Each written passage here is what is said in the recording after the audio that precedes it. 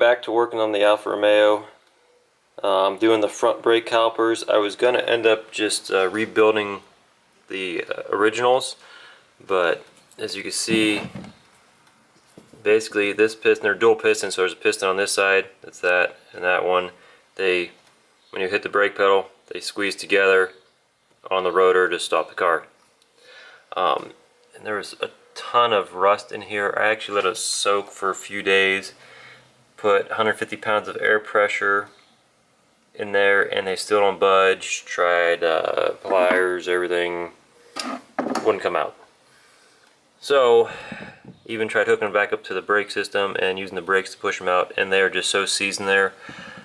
I didn't feel like messing anymore, so bought some reman ones off Rock Auto, completely rebuilt, they'll work, and they were $46. So got the front left and front right, so I'm going to start tearing them apart here, or not tearing apart. I'm going to put this one on, drag up the other side of the car and do that side, and bleed the brakes, and then go for, hopefully I can back out of my driveway and back up it. I know a lot of you are going to comment on why I'm not changing the rotor. It's pretty much because I don't have the title on the car yet, so I don't want to be dumping a whole bunch of money into it. I know it runs, coolant leak after it warms up, rotors are seized up. I mean, it needs a decent amount of work to make it roadworthy, but until it's in my name, I'm not going to dump a whole bunch of money into it, so these should at least work for the time being. I'm not even changing the pads on it right now. I'm just going to work with what I got, and then go from there. Alright, I got the brake pads inside the calipers. Actually, have to split them to get them in there so they go on these slides. Only thing kind of disappointing is I bought two remans, and on the driver's side it's a different style bolt, and this has a little groove in it, so it looks like it's probably maybe a little newer, a little older caliper than this one, so it doesn't really match. But you can't look at both sides at the same time, so it's not a big deal. Just when you put calipers on, to make sure you do have the side on the correct side. This will fit on the driver's side, but it'd be sitting like this. You would have your bleeder screw be on the bottom, so then air would be trapped in the piston before or inside the caliper. So you always have to make sure you put it on. The bleeder screw is on the top of the caliper, so all the air will go up and out. Lesson learned, I actually put them on backwards one time a long time ago, and yeah, that's I kind of learned by making mistakes. So I was a lot younger, but that's how you learn. So just remember that bleeder screw always on the top.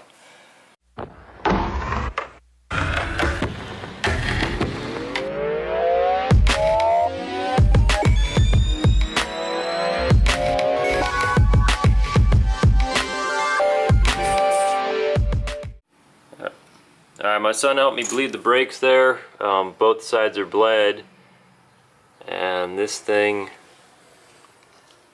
has a little drag like it should, and then when you let off the brake, or when you hit the brakes, it locks them up. So we're good enough for a test drive here.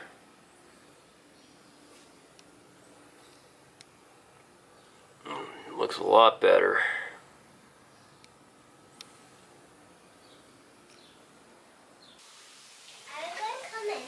Yep. Push this, then I will. No, you don't push that. Why? We don't have to push that off.